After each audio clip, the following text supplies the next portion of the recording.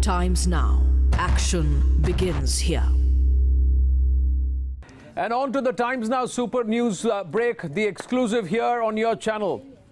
It's a sensational report that your channel has accessed. It's been filed, written by the State Human Rights Commission of the state of Karnataka.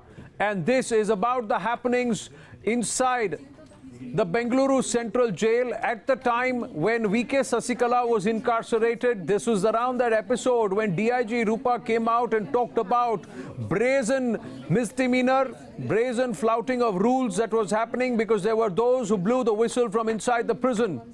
Now we have access to a report which shows how VVIP racism was so brazenly protected. And some of the details put in here are startling and stunning. 25 to 30 prison inmates were not only shunted out, but they were put behind closed doors and beaten to a pulp for stating the truth. They were thrashed because they talked about the misdemeanors and the treatment of V.K. Sasikala inside, the VVIP treatment given to V.K. Sasikala inside the Parapana Agrahara.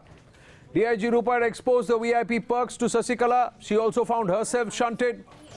Now these are the various exposés. DIG Rupa, who exposed the VIP perks to Sasikala in jail. DIG Rupa was informed by other inmates.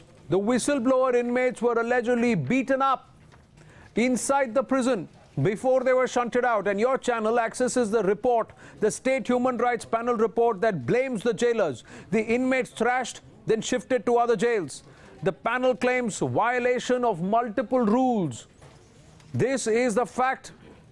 And we have details of the report. Deepak Bopanna joins me on the story. Deepak, startling revelations, and there are visuals to corroborate what this report states.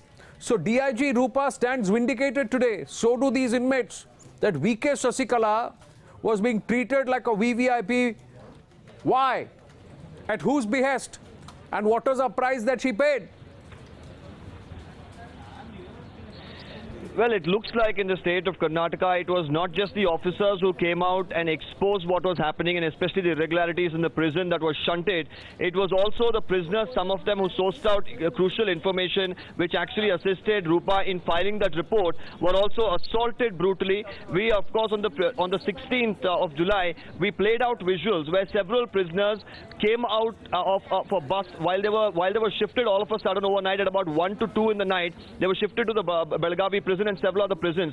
Some of them couldn't even walk. Now, based on such visuals, it was the Human Rights Commission of Karnataka which took up a suo motu case and they investigated. It was medical officers in the jail, prisoners who were questioned, and several others were questioned. Also, crucial CCTV evidence was taken into account. And then the IGP of the Karnataka State Human Rights Commission has filed a report in which they say there were several irregularities on several counts. The jail authorities have not performed their duty, and also here we should understand here there were several reports and evidences which substantiate that yes, there were prisoners who could have been treated well that day, and there were several rules that were flouted, and that prisoners, there was excessive force that was used on prisoners. The real reason is why. Was it because these prisoners came out and spoke the truth? Because they tried to expose the irregularities in the prison? Did they speak about the VVIP treatment being meted out to Sasikala? These are some big questions that are raised. At this point in time, a notice has been issued to the SP, the then SP of Parapana Agrahara, Mr. Krishna Kumar. He will have to appear before the Karnataka State Human Rights Commission. He will have to depose, and we'll really have to wait and watch whether he will have to face the law. Yes. Now we are. I'm just going to go through the findings. Miss Kiran Bedi with us on the phone. Miss Kiran Bedi, this is the lapse. This is the way whistleblowers inside the prison were treated, ma'am. What does the human rights report say? Ma'am, it very clearly states that jail inmates were beaten up. The findings say, and I'm reading it out, ma'am. After DIG Rupa left the prison, jailers lathi charged the inmates. No medical checkup for inmates shifted to other jails.